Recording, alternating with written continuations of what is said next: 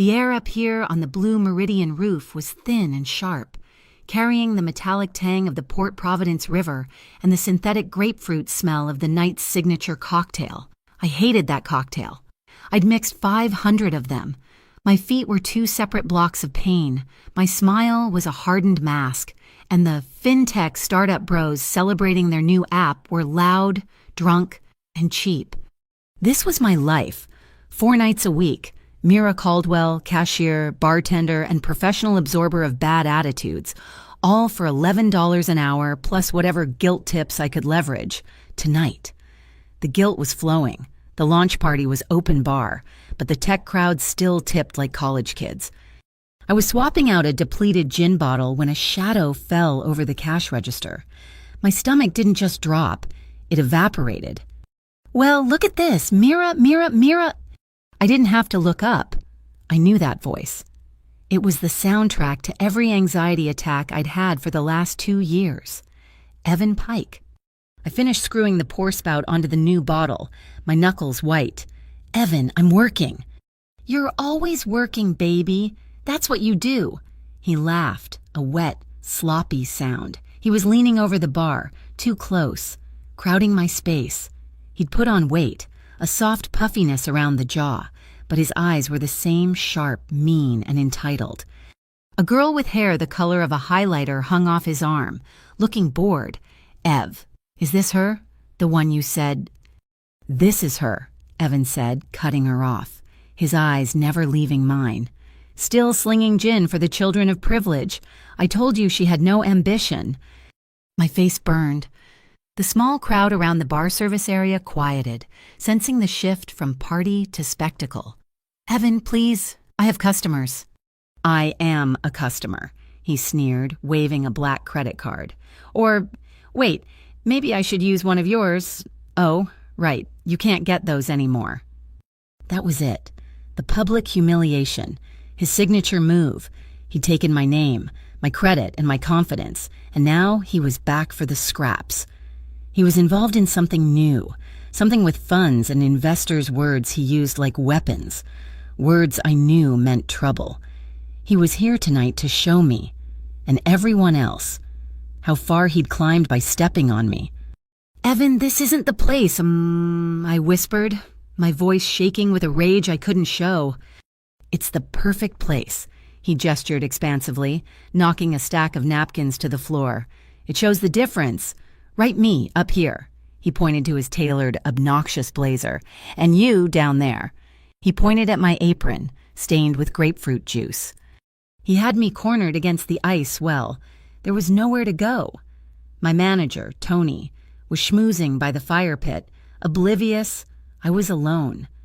My eyes scanned the rooftop, desperate for an escape, a distraction, anything. And they landed on him. He was at the far end of the bar, near the private glass railing that overlooked the river. I'd noticed him earlier. You couldn't not notice him. In a sea of loud blazers and crypto-branded hoodies. He was a block of granite in an ash-gray suit. He was tall, with a stillness that was almost violent.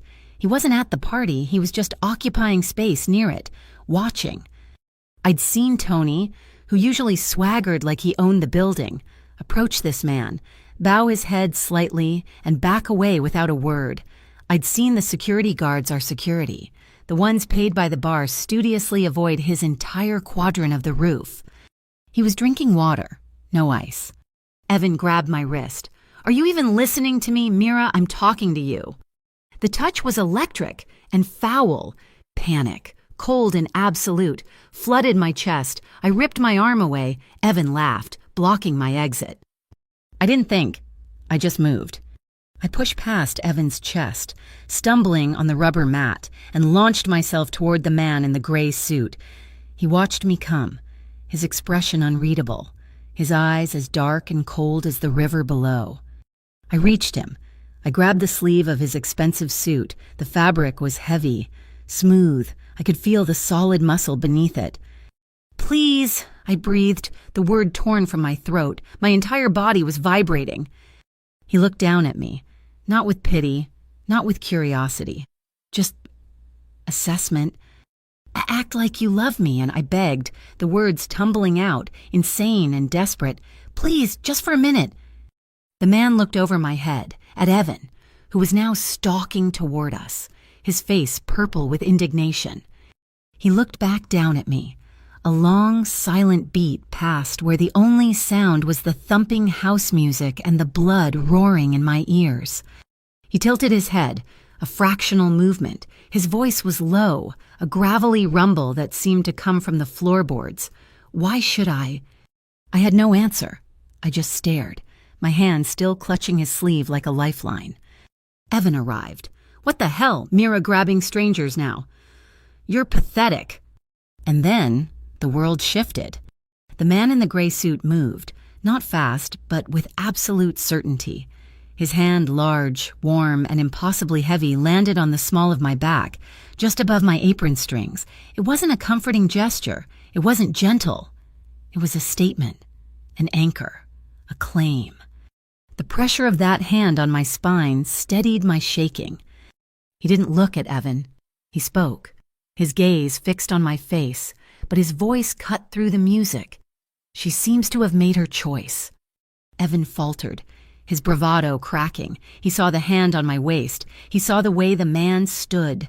A solid wall of gray suit and sheer presence between me and the world. "Who the hell are you?" Evan spat, trying to regain his footing. "Her new wallet." The man's eyes finally moved. They lifted from my face and settled on Evan. It was not a glance. It was the locking of a target, the rooftop, the party. The entire city of Port Providence seemed to recede. The music faded. All I could hear was the sharp intake of my own breath and the clinking of ice in a distant glass. "You're loud," the man said. "It was just an observation." Evan puffed up, emboldened by the lack of a direct threat. "Yeah, well, she's a user. She'll bleed you dry and move on. She's just a—" "That's enough," the man said. He didn't raise his voice. He didn't have to. The words landed with the weight of concrete.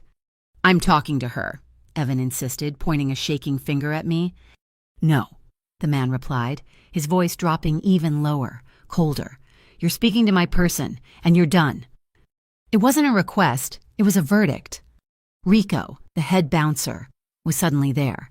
He'd crossed 20 feet of crowded roof in absolute silence. He wasn't looking at Evan, the one causing the scene. He was looking at the man whose hand was still burning a hole in my back. "Mr. Vale," Rico said, his voice tense. "Everything all right here?" "The man, mister." Vale just frowned, a slight tightening around his eyes. It was all the signal Rico needed. "Sir," Rico said, turning to Evan, his entire demeanor changing, becoming a wall of professional menace. "You and your guest need to leave. Now." "What? I haven't done anything," Evan yelped, his voice cracking. The crowd was openly staring now. "Now, sir." Rico was joined by another guard. They didn't touch Evan. They just stood there, creating an unpassable barrier, gesturing to the public elevator. Evan looked from the guards to Mr. Vale. He looked at me. His eyes filled with a venom that promised retaliation. He tried to muster one last shred of dignity. "Fine, this place is a dump anyway." The girl, Chloe, pulled his arm. "Ev, let's just go. You're making a scene." "Shut up, Chloe," he hissed, but he let her pull him away. He stumbled, caught himself, and then he was gone, absorbed by the crowd and herded toward the elevator by the bouncers.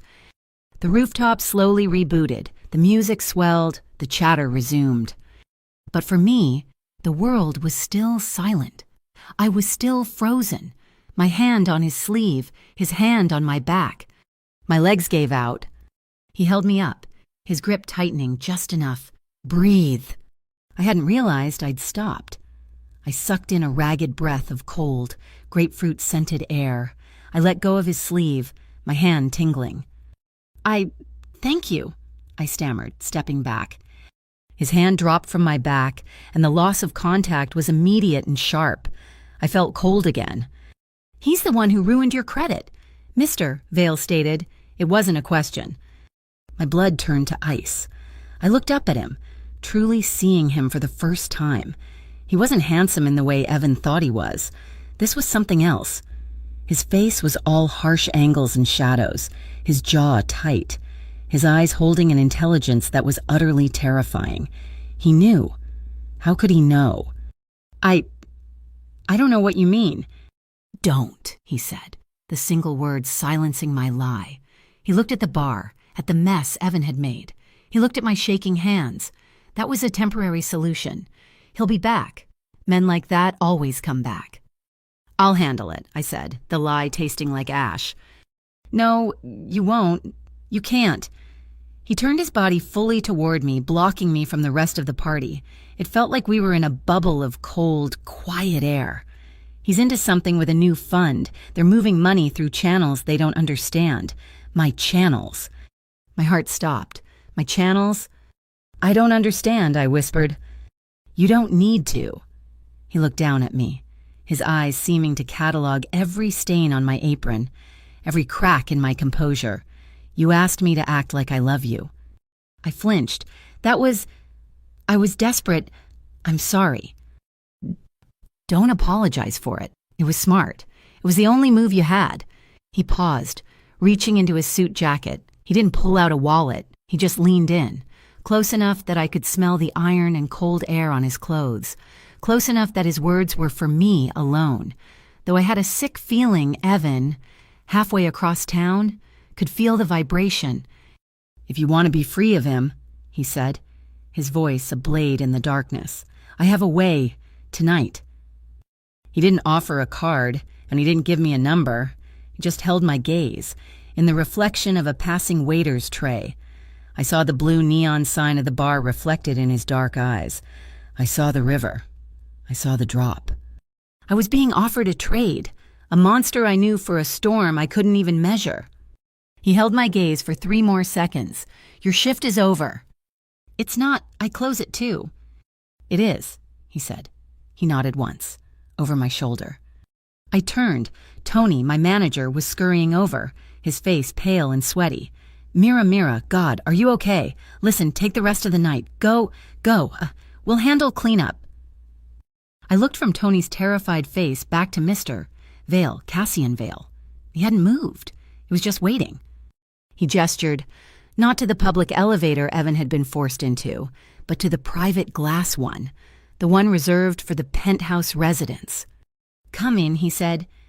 I looked at my bar, at the half-full tip jar, at the sticky counter. I looked at the life I was clinging to by my fingernails. I untied my apron. The knot was tight, and my fingers fumbled. I finally yanked it free, balling it up and throwing it onto the bar. I walked around the counter. I didn't look at Tony. I didn't look at anyone. I walked straight to Cassian Vale. He didn't offer his arm. He just turned, and I fell into step beside him. His hand returned to the small of my back, guiding me, propelling me forward. The doors of the private elevator slid open with a quiet hiss.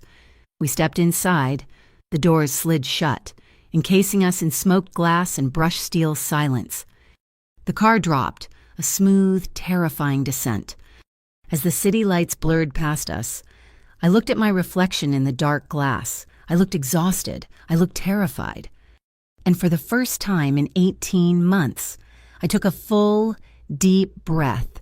The air burned all the way down, clean and cold. I had no idea where I was going, but I knew, with absolute certainty, I was never going back. The black sedan was silent, not just quiet, but a deep, pressurized silence that felt heavier than air. The city slid past the tinted windows, a blur of celebratory lights and corporate logos giving way to the stark, skeletal silhouettes of the Riverline district. The transition was jarring. We left the world of glass and ascended into the realm of corrugated steel and rust. Port Providence, I realized, wasn't one city.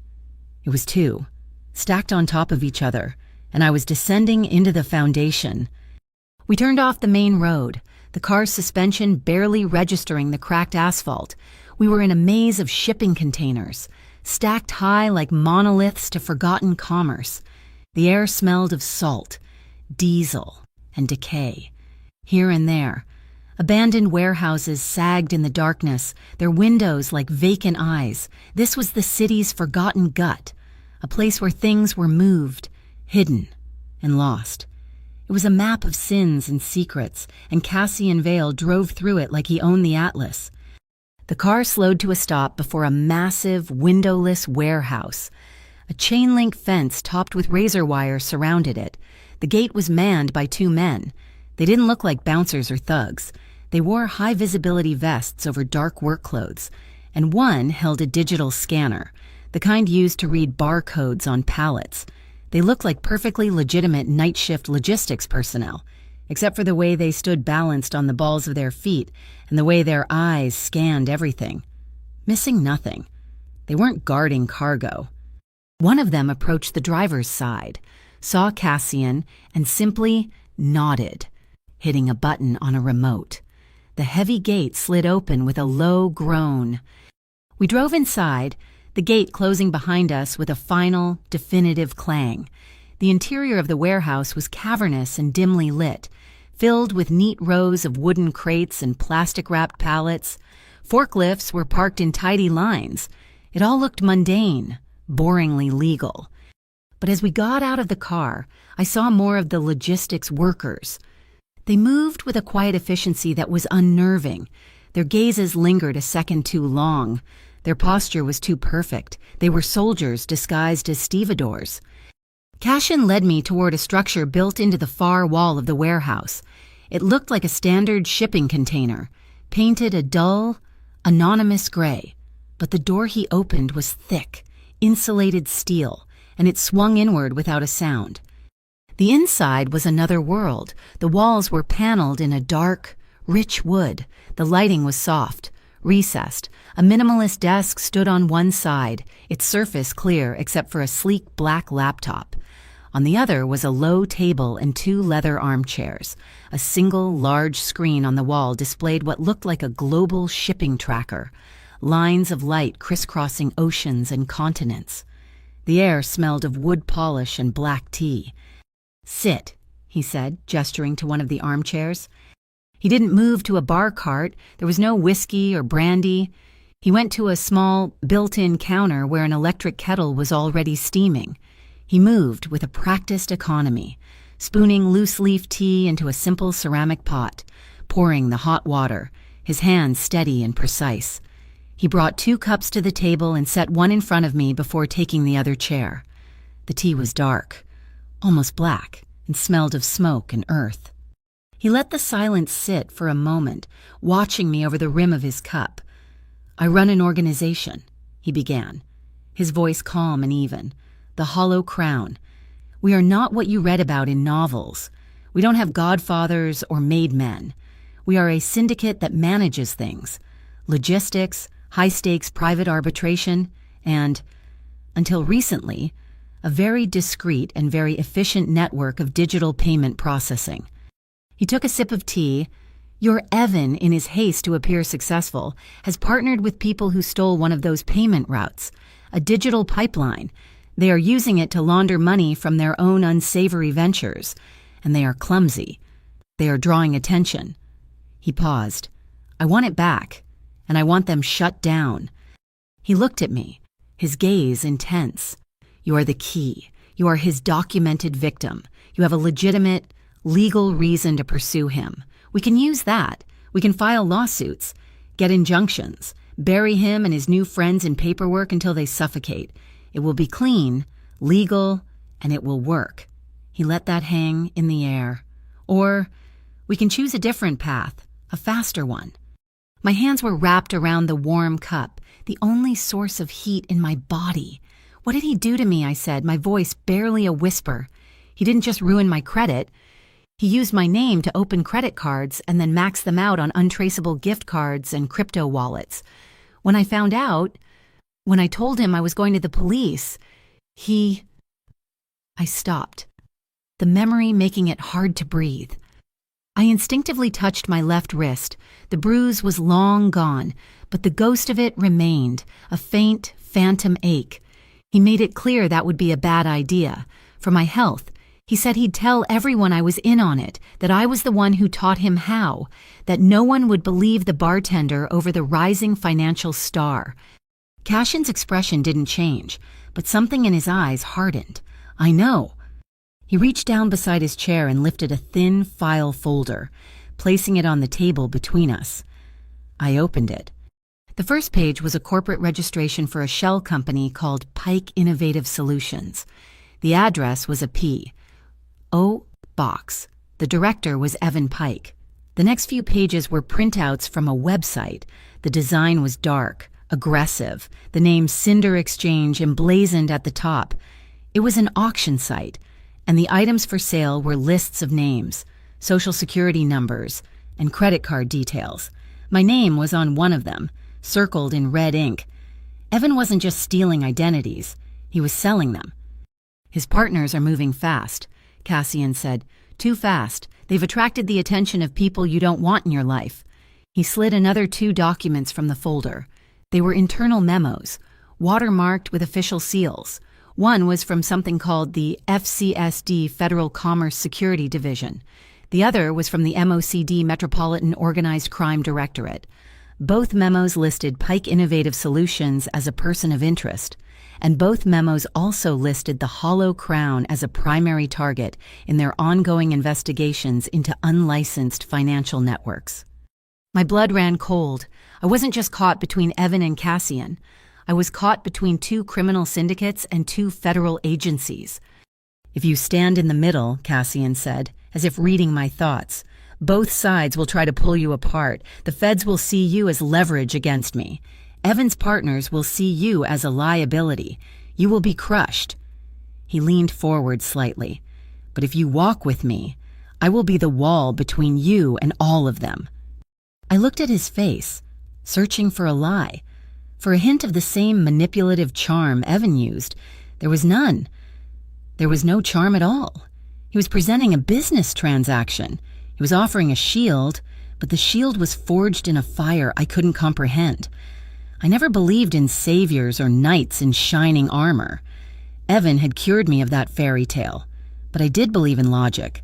I believed in strength. Right now. Evan was the wolf at my door.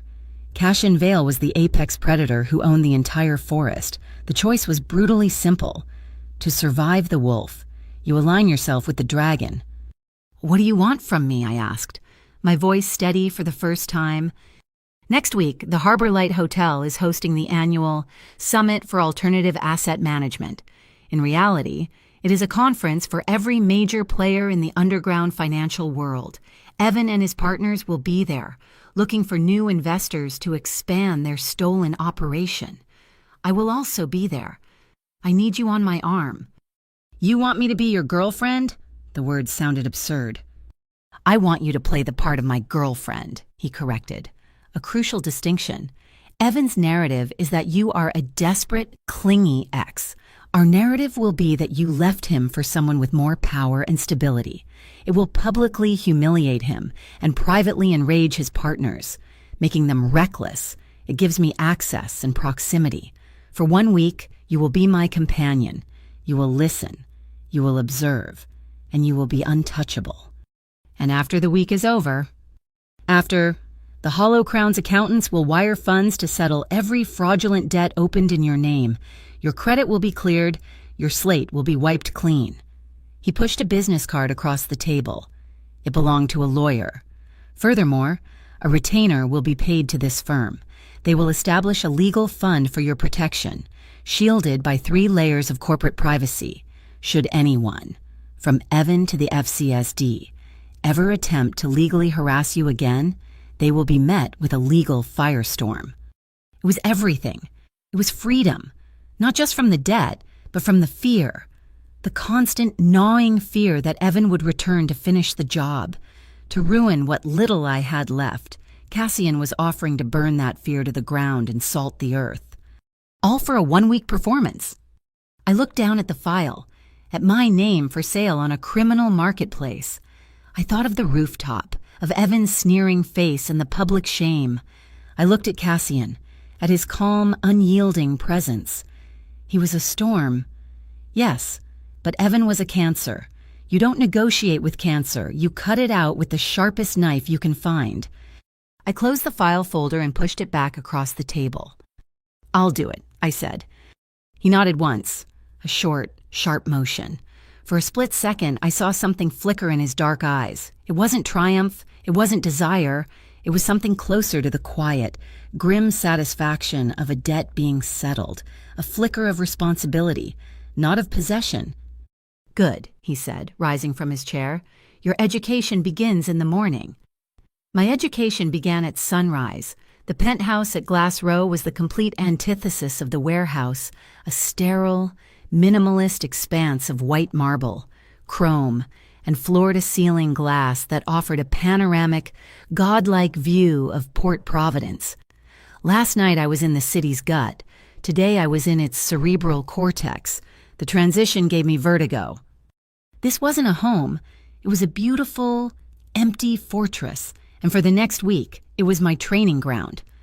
My instructors were a trio of specialists who moved with the same quiet, unnerving efficiency as the guards at the warehouse.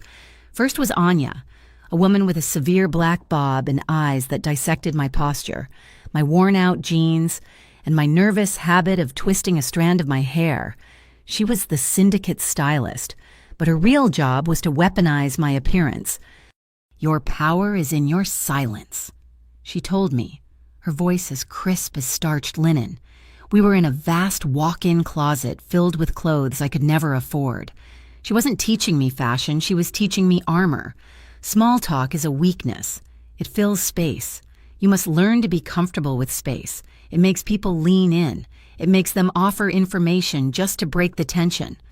For an hour, she had me practice walking, sitting, and simply standing. She corrected the slight slump in my shoulders, a habit born from years of trying to make myself smaller. She taught me to keep my gaze direct, not challenging but unwavering. Your questions are not for conversation, she drilled into me. They are hammers, used rarely, but with precision, to secure a point. Next came Julian, the lawyer whose card Cassian had given me. He was older, with a weary face and the calm demeanor of a man who had navigated minefields of legal trouble. We sat in a stark white office space within the penthouse. He didn't offer comfort, he offered survival. The MOCD and FCSD are not your friends, he began, his voice a low monotone. They will approach you. They will be charming. They will imply they can protect you from him. He nodded toward the living area, where Cassian was on a call. If you cooperate, this is a lie. He slid a piece of paper across the table. On it were 3 sentences. I do not recall. I am not at liberty to discuss that. I will only speak with my counsel present. These are the only 3 things you are authorized to say to a federal agent, Julian said. You will memorize them. You will not deviate. You will not get creative. You will not try to be helpful. Am I clear? Yes, I said, my mouth dry. Good, because one misplaced word, one helpful observation, can be twisted into a conspiracy charge that will make your problems with Evan Pike look like a parking ticket. My final lesson of the morning was with Cassian himself. He took me to the main living area, the city sprawling beneath us. Walk to the kitchen, he said. I did. What did you see, he asked when I returned. The view, the furniture. You saw nothing, he said, not unkindly. You saw what was in front of you. You need to see the entire board. He stood and walked the same path, but his movement was different. His head barely turned, but I could tell his eyes were constantly scanning. I am walking a line at 11 o'clock, he explained, pointing toward an imaginary clock face where 12 was straight ahead. It keeps my peripheral vision engaged at a 180-degree angle. I can see the entrance to the terrace to my left and the reflection of the hallway in that chrome sculpture to my right. There are 2 exits from the kitchen, the main one, and the service door behind the pantry. Always know your exits, always see the reflections, always walk the 11 o'clock line. The lessons were relentless, a high-speed infusion of a life I'd never imagined. I felt like a hard drive being reformatted, the old, useless data of my previous life being overwritten with a new, dangerous operating system. That night, things shifted. Cassian took me back down to the world of steel and rust, to his office in the warehouse. He placed 2 identical-looking cell phones on the wooden table. One of these is yours. The other is a trap. He explained the concept of a stingray, a device that mimicked a cell tower to intercept mobile communications. Law enforcement uses them. So do our competitors. They are listening for keywords, for names, for Evan's name, for mine. He started to explain the technical details of how the device isolates a signal, and something clicked in my brain. It was like a dusty room suddenly being illuminated. It spoofs the PLMN ID and forces the phone to downgrade its connection to a less secure protocol, making the encryption easier to crack, I said, the words coming out before I could stop them. Cassian paused, his hand hovering over one of the phones. He looked at me, a flicker of genuine surprise in his eyes. I was in my 3rd year of a computer science degree at Port Providence University, I explained, the confession feeling strange and raw. My specialization was in network security. Then Evan. The debt started piling up, the collection calls. I couldn't focus. I couldn't afford the tuition. I had to drop out. The story of my life. A series of doors slammed shut by one man's carelessness and cruelty. Cassian stared at me for a long moment. He slid the burner phone across the table. You'll carry this one. It's broadcasting a dummy signal. It will keep them busy. He pushed his laptop toward me. It was open to a complex data flow chart. Evan's new partners are sloppy. They're laundering money, but they're using a primitive algorithm. As I looked at the screen, the jargon, the network diagrams, it all came rushing back. It was a language I hadn't spoken in years, but I was fluent. It felt like coming home. The next day, the first message arrived on my old phone, the one Cassian had insisted on keeping active. It was from a blocked number. He can't protect you. Get out while you still can. I showed it to Cassian, and he looked at the screen, his jaw tightening. He didn't reassure me. He took the phone and plugged it into a complex rig of hardware in a room I hadn't seen before, a room that looked less like a part of a penthouse and more like a server farm. They're trying to intimidate you, he said, his fingers flying across a keyboard, which means they're worried. I'm routing all your incoming data through a funnel. We'll find them. That room became our lab. For 2 days, we barely left. Anya brought food. Julian checked in with terse legal updates. But the core of the work was just the 2 of us, surrounded by the hum of servers and the glow of monitors. Cassian showed me the raw data from the stolen payment channel. Thousands of microtransactions, a constant stream of digital noise. They're trying to hide the larger sums in the static, he said, pointing to a column of figures. I scanned the numbers, my eyes blurring. Then I saw it, a pattern, a tiny, insignificant number repeating over and over again. $13.57, $13.57, $13.57. There, I whispered, my finger tracing the pattern on the screen. That's it. My heart hammered in my chest. I knew that number. It was the amount of a recurring charge Evan had set up on one of the first cards he'd stolen from me for a subscription to some stupid mobile game he played. He was lazy. He was arrogant, and he was using the same digital fingerprint, the same tiny, insignificant amount, to structure his new money laundering scheme. He was hiding in plain sight. Cassian looked from the screen to my face. I could see a new understanding dawning in his eyes. He had recruited me because I was Evan's victim. He was beginning to see that I was also his biggest threat. He watched me work, my fingers finding the keyboard shortcuts I thought I'd forgotten, my mind mapping out the flow of corrupted data. I wasn't fragile. I was a survivor. And for the first time, I think he realized that protecting someone didn't mean locking them in a cage. It meant handing them the key. That evening, we rehearsed. We built our fiction, layer by layer. I was a brilliant tech consultant he'd met at a conference. I had advised him against a major investment in a new data security firm, saving him a fortune.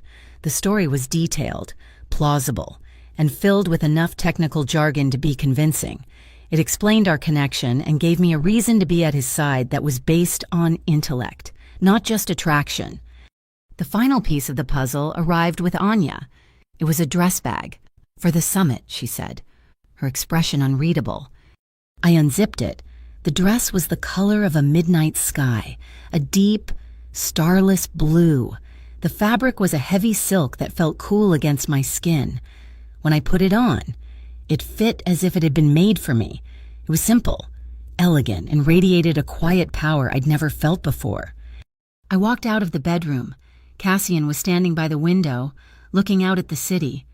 He turned as I approached, and he stopped. He didn't speak. He didn't have to. His eyes traveled from my face, down the line of my neck, to the way the dress clung to my waist. He stood a breath away, so close I could feel the heat radiating from his body.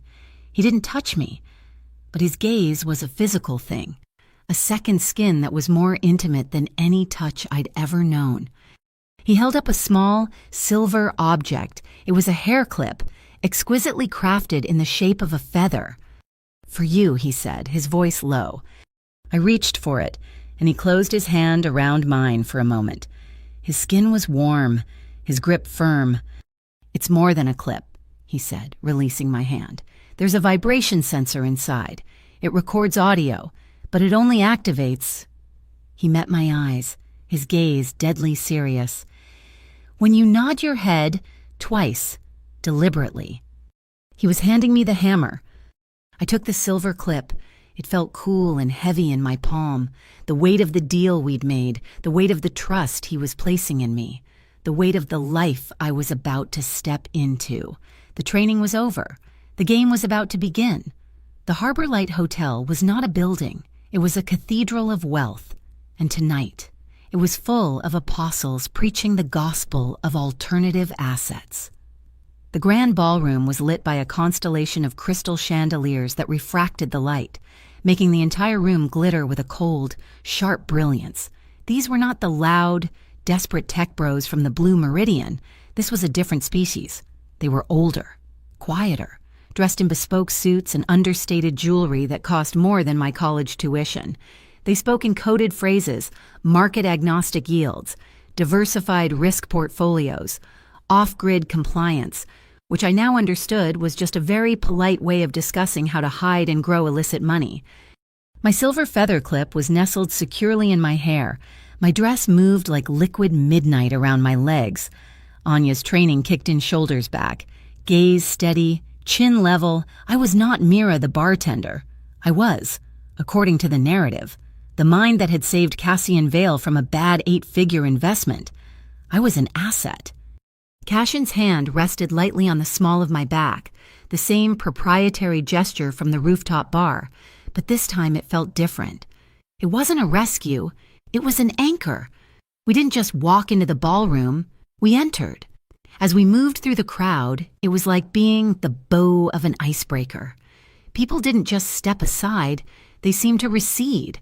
Conversations pausing, gazes turning, a silent ripple of deference marking Cassian's passage. He was a shark in a tank of well-dressed minnows, and I was, for tonight, the remora attached to his side. And then I saw him. Evan was holding court by the champagne fountain, looking smugger and more self-satisfied than I had ever seen him. He was wearing a velvet jacket, and the girl on his arm was new, a blonde with a laugh as brittle as spun sugar. He hadn't seen us yet. He was too busy performing. Then his gaze swept the room and locked onto me. His smile faltered, a split second of pure, unadulterated shock. He saw my dress. He saw the room parting for us. He saw the man at my side. His face cycled rapidly through confusion, then disbelief, then a familiar, ugly sneer. He was repositioning, preparing his attack. He and his new companion started walking toward us, an inevitable collision. "Mira," he began, his voice oozing false concern, "I had no idea you'd be invited. Are you working the cloakroom?" The old panic flared, the instinct to shrink, to apologize, to disappear. I felt Cassian's hand, motionless on my back. "Be comfortable with space. Your power is in silence." I let the silence hang. I let Evan's insult echo in the air between us. Then, before Cassian could speak, before Evan could land his next punch, I turned my body slightly, a fractional movement that angled me more toward Cassian, and I slipped my hand from his elbow into his. I laced my fingers through his. It was the first time I had initiated contact. I felt his hand stiffen in surprise, then relax, his fingers closing around mine. I looked at Evan. My voice was calm, clear, and just loud enough for the people nearby to hear. "Hello, Evan." Cassian was kind enough to bring me as his guest. I squeezed Cassian's hand. He treats me like a human being. It's a refreshing change of pace. Evan's face went pale. The girl on his arm looked confused. I had just deployed the narrative Cassian and I had built. I left him for you. I had taken his power, his ability to define me as a victim, and evaporated it with a single sentence. He opened his mouth, but no sound came out. He looked like a fish drowning on dry land. "If you'll excuse us," Cassian said, his voice a low rumble of dismissal. He gave our intertwined hands a gentle tug, and we moved on, leaving Evan sputtering in our wake. We hadn't taken 5 steps before we were intercepted by 2 men in identical navy blue suits. "Mr. Vale," the older one said, extending a hand. "Arthur Harrison, Continental Freedom Bank. We're so glad you could make it." "Mr. Harrison," Cassian replied, shaking his hand. He did not introduce me. I was simply a given. "We were hoping for a word," Harrison said, gesturing toward a curtained-off alcove. "We're discussing a new emerging market structure that we believe would be highly beneficial for organizations with your logistical footprint." "I'm listening," Cassian said. We were ushered into the alcove, a small, plush room with 4 chairs. I sat beside Cassian, my hands folded in my lap. I was the silent, intelligent consultant for 10 minutes. Harrison and his younger associates spoke in their coded language. They talked about Raven Ledger, Evan's project, as the next frontier in discrete transactional architecture. They boasted of its speed, its anonymity. They were trying to sell Cassian on using it as a new payment channel for the Hollow Crown. I listened. I recognized the jargon from my days in network security, and from the data I'd analyzed in Cassian's lab. They were proud of their system, but they were salesmen, not engineers. And the beauty of the Raven Ledger, Harrison was saying, is its complete opacity. Once a transaction enters the ledger, it's firewalled from all external inquiry, untraceable. I leaned forward. My one rehearsed hammer question. "That's impressive," I said softly. Harrison looked at me, momentarily surprised I had a voice. "But how do you handle data integrity during peak load transaction verification if the opacity is based on fragmented validation? Wouldn't a coordinated DDoS attack corrupt the entire ledger? What's your latency on a rollback?" The silence was immediate. Harrison stared at me. The younger associate blinked rapidly. They had no idea what I was talking about. Their system was a house of cards, and I had just pointed out that the foundation was made of tissue paper. Cassian cleared his throat, a valid technical concern, I believe. Before Harrison could formulate a response, the string quartet in the main hall softened, transitioning into a slow, classic ballad. Cassian stood up, extending his hand to me. "A moment, gentlemen. I believe this is our song." It was a blatant, powerful dismissal. It was leaving them to consider his needs. I placed my hand in his, and he led me back into the main ballroom, toward the open dance floor. "That was good," he murmured, his voice too low for anyone else to hear as he pulled me onto the floor. "They're idiots. Their tech is a shiny box with nothing inside." He guided me into a formal hold, his hand settling firmly on my back, my own resting on his shoulder. We began to move, a slow, practiced box step. We weren't dancing, we were hiding. "Don't look over my shoulder," he whispered, his lips brushing my ear, sending a shiver down my spine that had nothing to do with the cold. MOCD, 2 of them posing as photographers, 9 o'clock by the pillar. I fought the urge to look. Instead, I did the only thing I could. I focused all my attention on him. I lifted my gaze from his tie and met his eyes. They were dark, intense, and for the first time, they held something other than assessment. It was appreciation. "You're a natural," he said. "Anya is a good teacher," I replied, my voice a little breathless. We were close, closer than we had been in the penthouse. I could smell the faint, clean scent of ironed cotton and something uniquely him, a trace of the black tea and cold night air. "This," he said, guiding me through a turn as another couple passed, "is also part of the performance. They need to believe the narrative. Evan needs to believe it most of all." As if summoned, a commotion erupted from the edge of the dance floor. "Get your hands off me." It was Evan's voice, sharp and laced with alcohol. We stopped dancing. The music faltered. I turned, still in the circle of Cassian's arm, and saw Evan shoving a young waiter. A tray of empty champagne flutes crashed to the marble floor, the sound echoing like a gunshot in the suddenly quiet room. "Sir, you need to calm down," the waiter stammered, scrambling to pick up the broken glass.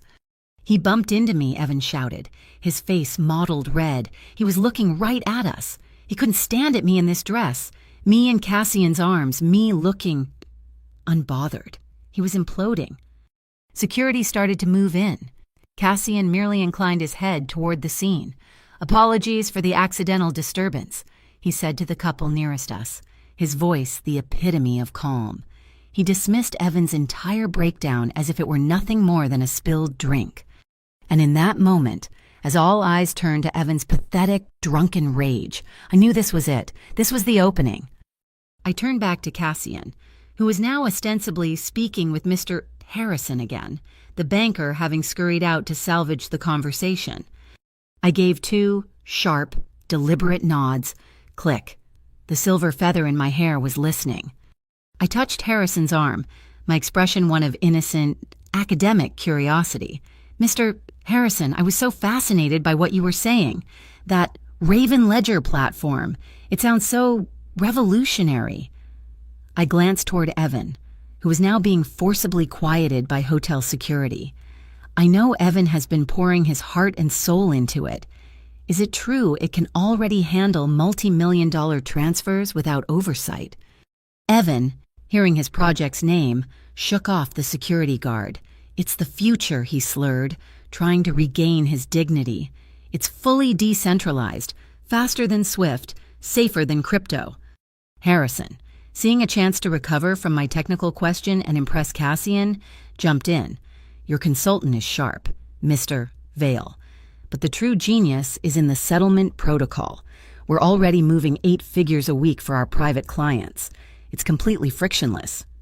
"8 figures?" Cassian asked, raising an eyebrow, playing his part perfectly. "That's an impressive burn rate. I assume your backers are substantial."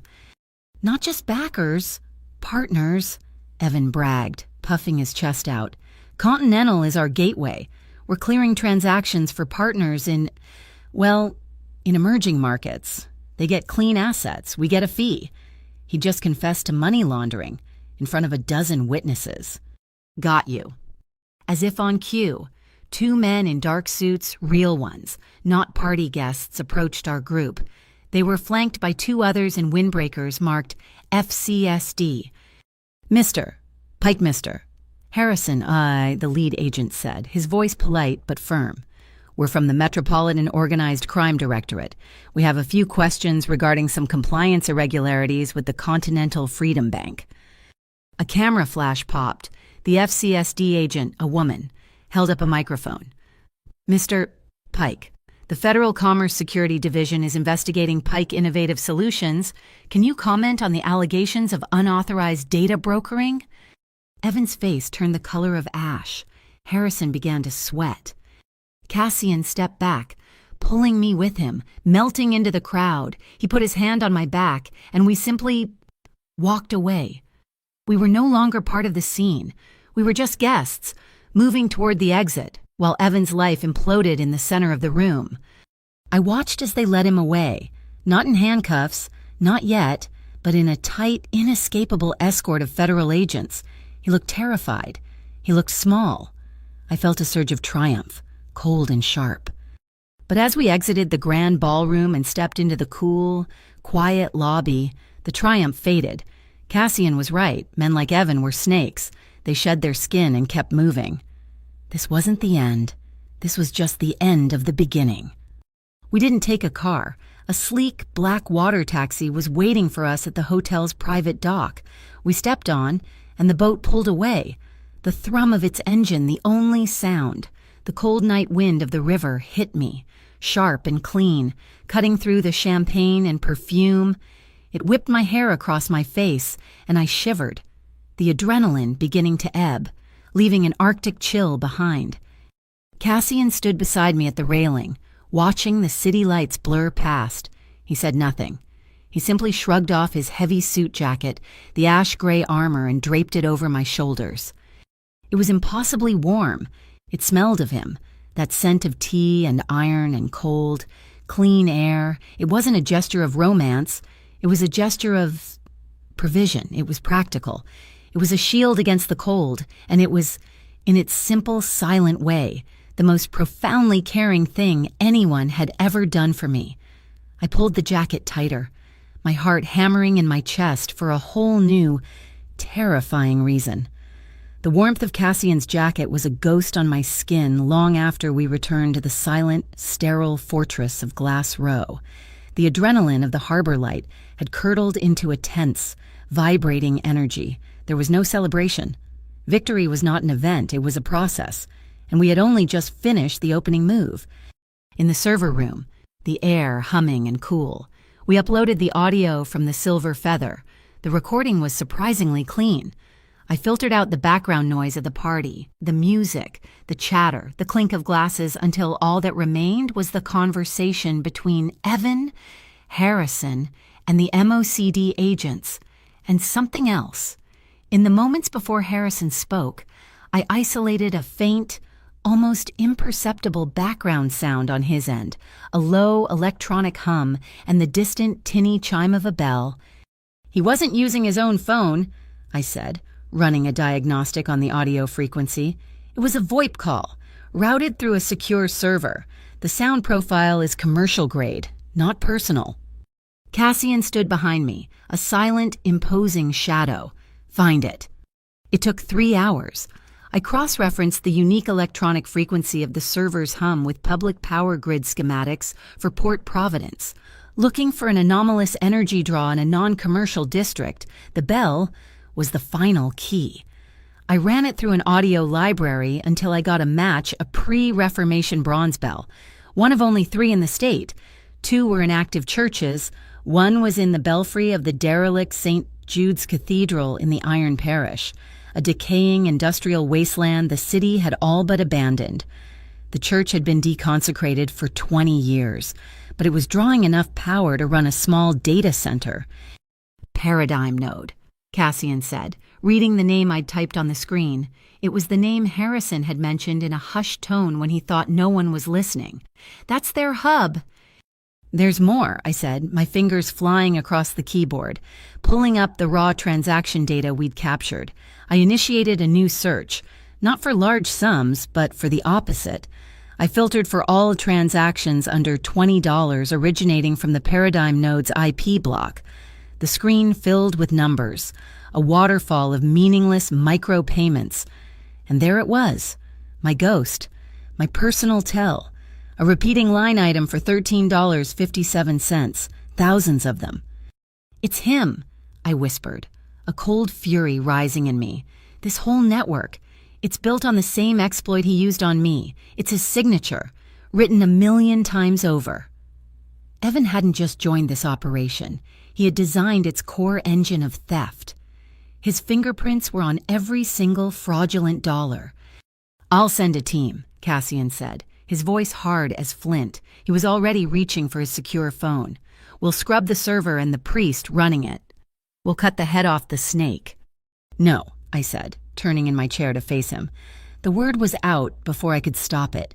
"Don't—" He paused, his hand hovering over the phone. "Explain." "You'll be doing exactly what they expect you to do," I argued, the logic flowing fast and clear. You'll be a blunt instrument. You'll hit them, they'll scatter, and they'll regroup. You'll take out their server, but the organization behind it will survive. Right now, they don't know that we know about the node. They just think Evan and Harrison were arrested on a fluke. We have the element of surprise. We can't waste it on cutting a single weed when we have the chance to poison the whole garden. He looked at me, his gaze intense, analytical. He was weighing my words, not as a desperate bartender, but as a strategist. I was no longer just the bait. I was part of the trap. "What do you propose?" he asked.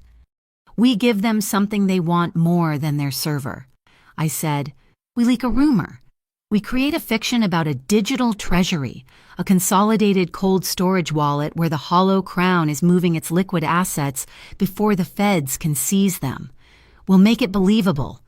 Route the leak through a channel they think is their own secret source." And so we did. For the next 24 hours, we crafted the perfect lie.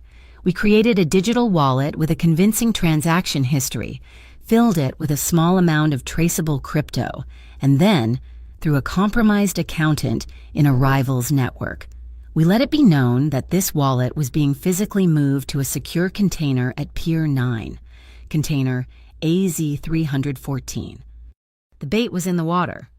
Dawn at Pier 9 was a symphony of gray sky, gray water, gray steel. From a vantage point in a crane operator's booth 200 yards away, we watched on a bank of monitors. The Hollow Crowns team, disguised as a longshoreman's crew, was in position. They were invisible, silent, ready. Just after sunrise, a black van with no plates rolled up to the pier. Evan got out. He looked haggard, paranoid, his arrogance replaced by a twitchy desperation. He was with 3 other men, all of them armed and trying to look tough. He'd been released pending investigation, just as Julian the lawyer had predicted. They saw him as a small fish who could lead them to a bigger one. And Evan, true to form, was swimming straight into the jaws of a leviathan. They used bolt cutters on the container's lock. They swung the heavy doors open. Our men started to move in, a silent, converging perimeter. The net was closing. Then came the sirens. Not 1 or 2, but a dozen, screaming through the morning mist. 2 black SUVs and 3 marked FCSD cars screeched onto the pier, their lights flashing, painting the scene in frantic strobes of red and blue. Agents piled out, weapons drawn, shouting. Federal agents, hands in the air. The trap was shattered. Our team melted back into the shadows of the containers. The operation aborted. Evan and his crew threw their hands up, looking utterly bewildered. On our monitor, Cassian's face was carved from stone. He said nothing. He didn't have to. The FCSD wasn't supposed to be here. Not now. Not this fast. They hadn't just stumbled upon this. They had been sent. Someone had tipped them off. Someone had leaked our plan. Back in the silent penthouse, the fury was a palpable thing. Cassian paced the length of the glass wall, a caged tiger. The feds had Evan, yes, but they'd also seen the container, the setup. We had exposed our hand for nothing. The element of surprise was gone. "There's a mole," Cassian said, his voice flat and lethal, "inside my organization." My blood ran cold. The thought was terrifying. If he couldn't trust his own people, the ones he'd built his empire on, then we were completely isolated. Just then, my personal phone, the one I'd thought was clean, buzzed on the marble countertop. I picked it up. A text from a blocked number. "He can't protect you. You are a pawn in a game you can't win. Leave him now if you want to live. A.N. Albion Nix, the ghost, the head of the Arcturus Combine." It wasn't just a leak, it was a message. Nix hadn't just ruined our trap, he was using the chaos to try and poach me, to isolate Cassian completely. Cassian read the message over my shoulder. The last bit of warmth left the room. He turned and strode to his secure comms panel, his movements rigid with a cold, controlled rage. "Lock it down now," he commanded into the receiver. "Full administrative lockdown. Revoke all Tier 1 access privileges, effective immediately, no exceptions." He was cutting off his inner circle. his most trusted people. He was building a wall of suspicion, and he was locking himself inside it. And I saw Evan. I saw Evan's playbook, the isolation, the control born of paranoia, the belief that everyone was a potential enemy. I couldn't let it happen. I walked over to him and put my hand on his arm. He tensed, but didn't pull away. "Cassian, look at me." He slowly turned his head, his eyes dark with betrayal and suspicion. "Don't do this," I said, my voice quiet but firm. "Don't let them make you like him. This is what they want. They want you isolated. They want you to doubt everyone, controlling people through fear and suspicion. That's Evan's only move. That's the weapon of the weak. You are stronger than that." I took a breath. "You listened to me before. Trust me one more time." I held his gaze, willing him to see me, to see the truth in my words. For a long, silent moment, the only sound was the hum of the servers. He was at a crossroads. He could retreat into the fortress of his paranoia, or he could take a leap of faith. Slowly, deliberately, he raised his hand and terminated the call. He turned back to me, the hard lines around his eyes softening just a fraction. "They expect us to hunt for the leak," I said, pressing the advantage. "They expect us to hit their hardware again, so we do the opposite. We change the game. We forget the treasury. We create a blacklist instead." A new plan began to form between us, forged in the ashes of the old one.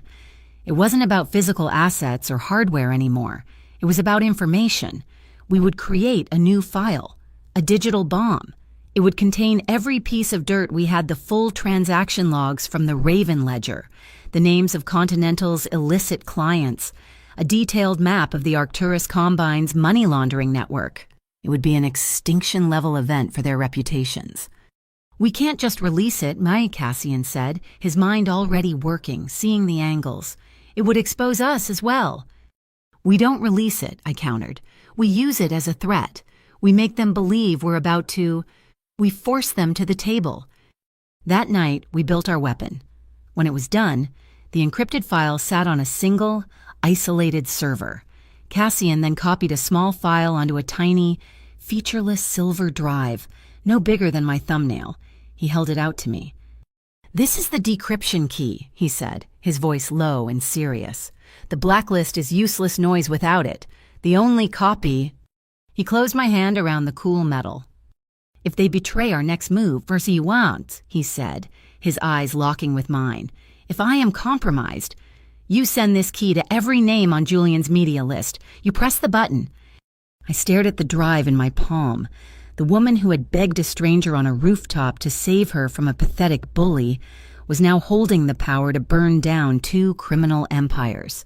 Cassian was giving me his trust. He was giving me his life, and in doing so, he was showing me that true strength wasn't about being invulnerable. It was about knowing exactly where to place your faith. The blacklist was finished. The key, our digital bomb trigger, was on a thin silver chain around my neck, cold metal against my skin, a constant reminder of the trust Cassian had placed in me. The penthouse was silent. For 2 days, it had been a high-stress command center filled with the frantic clicking of keyboards and the low murmur of strategic planning. Now the work was done. The traps were set. All that was left was to wait for the sun to rise and for our enemies to walk into the fire. The city outside the wall of glass seemed to be holding its breath with us. A low fog rolled in from the river, blurring the neon lights into watercolor streaks. Street lamps cast long, lonely golden rectangles on the marble floor. Cassian stood at the window, perfectly still, watching the fog. He hadn't spoken in an hour. I walked to stand beside him. The silence wasn't empty. It was heavy, filled with everything unsaid, with the sheer, terrifying weight of what we were about to do. "I spent my entire adult life trying to follow the rules," I said, my voice quiet. "Just for him. I went to school. I worked 2 jobs. I paid my taxes. I tried to be a good person. And for all of it, I ended up trapped, drowning in debt that wasn't mine, hiding from a man who wanted to destroy me for fun. I looked down at the city, at the rigid grid of streets. Evan broke every rule. He lied, he stole, he hurt people, and he was winning. Until he ran into you. "The rules you were following," Cassian said, his gaze fixed on the skyline, "are a cage meant to keep people like you from ever challenging people like him, or people like me." "And what if I don't want to be in either world?" I whispered. "This, living in the shadows, making your own laws. It's just as terrifying." "The shadows are honest, at least," he replied, his voice a low rumble. "The light is full of liars. The only question is which darkness you can survive in." He finally turned his head, his eyes meeting mine. "You've already proven you can survive." The confession was on my lips before I could stop it. I'm not afraid of them anymore. Not Evan, not Albie and Nix, not the FCSD. I took a shaky breath. The admission costing me everything. I'm afraid of this. I'm afraid of trusting the wrong kind of power again. I'm terrified that I'll wake up and realize that I'm just another version of him, he finished, his voice raw. I couldn't answer. I just held his gaze. He was silent for a long moment, the man who held the city in his fist, the man who moved armies with a single command. When he spoke, his voice was stripped of all its authority, leaving only a stark, human vulnerability. Power is simple, Mira, it's leverage. It's acquisition and control. I can buy loyalty. I can destroy companies. I can move mountains of steel and data. He looked down at his own hands, large and capable, as if seeing them for the first time. I know how to acquire anything. I don't know how to not lose. He looked back at me, his eyes dark with a fear. I recognized the fear of the one thing you can't control. I'm afraid of losing something I can't buy back, something I have no leverage over. He was talking about me. The admission hung in the air, shifting the gravity in the room. The distance between us was no longer a physical space. It was a question. He didn't move, but the stillness was no longer his armor. It was his surrender. He was waiting. He lifted his hand, slowly, deliberately, giving me an eternity to step back, to flinch, to break the connection. He didn't presume. He didn't take. He just offered. He stopped an inch from my face, his eyes asking the question his lips couldn't. I didn't move. I didn't breathe. I gave him my stillness as an answer. His fingers, impossibly warm, brushed the line of my jaw. It wasn't a caress, it was a discovery, a mapping of new territory. Then his thumb rested gently on my cheek. I leaned into the touch. A fractional movement, and it was all the answer he needed. He closed the final distance. The first kiss wasn't a collision. It was a landing. It was deep and slow and impossibly gentle. A promise of patience I had never known. There was no conquest in it, only relief. It was the end of a long, cold war, a treaty signed in the silence of the penthouse. His other hand came to rest on my back, fingers spread wide, a solid, grounding presence. He wasn't pulling me closer. He was holding me steady, as if I might shatter. My own hands, which had been clenched at my sides, found their way to his chest. I splayed them over the fine cotton of his shirt and beneath my palms. I felt it, his heart. It wasn't the calm, steady rhythm of a man in control. It was a frantic, powerful drum, beating as hard and as fast as my own. He was as terrified as I was. We broke the kiss, breathing the same air. We just stared at each other, our foreheads almost touching. And then, as he shifted to pull me closer, his hip bumped the sharp marble corner of the coffee table. He let out a low grunt, a completely unguarded, human sound. I laughed, a sudden, breathless burst of sound. His eyes widened in surprise, and then the corners of his mouth tilted up in a rare, genuine smile. The tension that had held the room shattered, evaporating like the fog outside. As if on cue, the first drops of rain began to tick against the glass, a quiet, rhythmic percussion. He didn't say a word, he just looked at me, his smile fading into something more intense. And then he bent, sliding one arm under my legs and the other behind my back, lifting me as if I weighed nothing. I wrapped my arms around his neck. He carried me the few steps to the long, low sofa that faced the window and the storm. He didn't lay me down.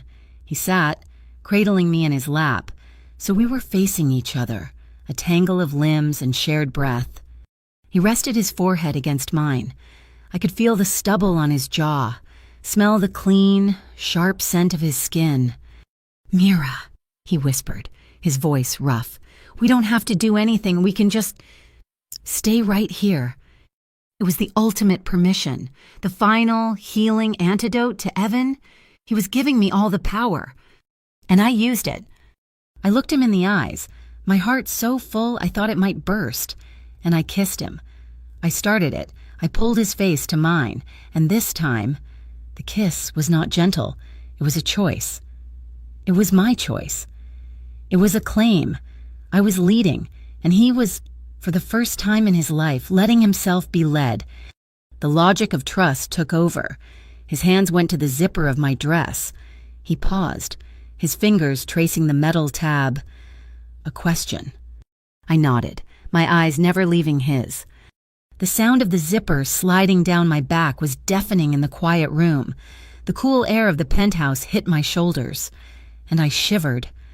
He slid the midnight blue silk from one shoulder and then the other, his gaze following the path of the fabric. He didn't rush. His fingers traced the line of my collarbone, a touch so light it was electric.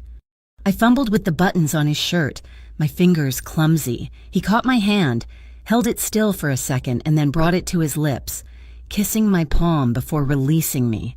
I finished the buttons, pushing the fabric aside, my skin finally touching his.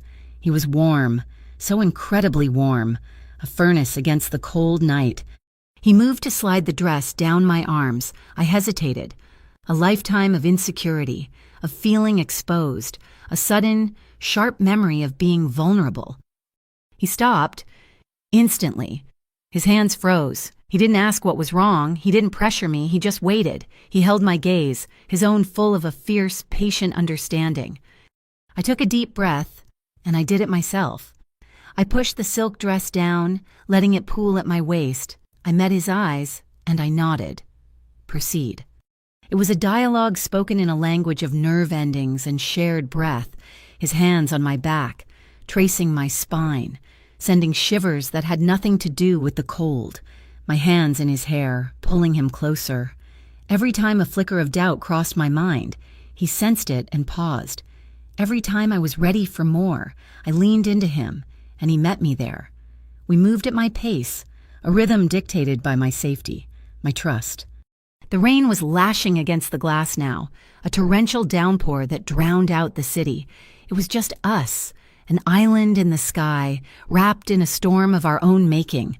It wasn't a fire, it was a deep, flowing current. It was the feeling of his skin against mine, the warmth, the slide, the way our breathing began to match, to sync, to build into a single, shared crescendo. My silver feather clip was still in my hair. He found it as his fingers tangled in the strands. He paused, his movements becoming infinitely gentle. He carefully unclipped it, pulling it free. He looked at it in his palm, the symbol of our secrets, our plot, the tiny weapon of our war. He reached over and placed it on the marble table, a deliberate, symbolic setting down of arms. The digital clock on the far wall glowed, 2:17 a.m. The world went quiet. There was no city, no enemy, no plan. There was just the sound of the rain and the slowing of our breath and the feeling of his heart beating against mine. After a long time, the chill of the room began to seep in. He sensed it before I did. He reached for the heavy cashmere blanket draped over the back of the sofa and pulled it over us, cocooning us in warmth. He didn't kiss me. He lifted my hand, the one that wasn't tangled in his shirt, and brought it to his lips. He pressed a kiss to the back of my hand, a gesture of profound, almost reverent respect. I smiled, a small, Tired, certain smile. The last of the ice around my heart had finally melted. There were no vows of forever, no promises of a life without shadows. We both knew the sun would rise, and the storm we had built was waiting for us. But for tonight, we were just two people, finally breathing the same air. We would face the morning, together. The morning was sharp and cold. After the warmth and quiet confessions of the night, the return to the world of strategy was a jarring, metallic shock. But the intimacy remained. It was in the way Cassian's eyes met mine over his cup of black tea, a silent, shared understanding. We were no longer two separate entities. We were a single, unified front. The Aurelius Arts Council exhibit was the perfect stage. It was a legitimate charity event, one the Hollow Crown had been bankrolling for years. The patrons were Port Providence's old money, mingling with the city's new, crypto-rich elite. It was the exact intersection of legitimate and shadow economies, where Albion Nix loved to hunt. I was Miss Caldwell, the exhibit manager, wearing a severe, elegant black dress, my hair pulled back in a tight knot, the silver feather clipped firmly in place. My clipboard was my shield. The centerpiece of the exhibit was a large, brutalist metal sculpture by a fictional European artist. Its heavy, hollow base contained a state-of-the-art server, the blacklist file, our digital bomb, sleeping silently inside. Cassian was Mr. Vale, the enigmatic patron. He moved through the gallery, nodding at acquaintances, his presence a low-frequency hum of power beneath the polite chatter. I was reviewing a shipping manifest near the entrance when I saw him. Evan, he was almost unrecognizable. He wore a baseball cap pulled low, cheap sunglasses indoors, and a jacket that was 2 sizes too big. He looked like a cornered rat, his paranoia rolling off him in visible waves. He was across the street, pretending to look in a shop window, but his attention was fixed on the gallery. He wasn't the hunter anymore. He was the lure. My phone buzzed in my pocket, a new text from the blocked number. North Wharf Station, high noon. Bring the key. Come alone. He'll be there. Albion was using him as a carrot and a stick. There was no time for a discussion. I caught Cassian's eye from across the room. I gave a single, almost imperceptible nod toward the door. It's time, and he nodded back. I'm right behind you. The transition was a series of fast cuts. The sterile, quiet gallery gave way to the chaotic, echoing cavern of North Wharf Station.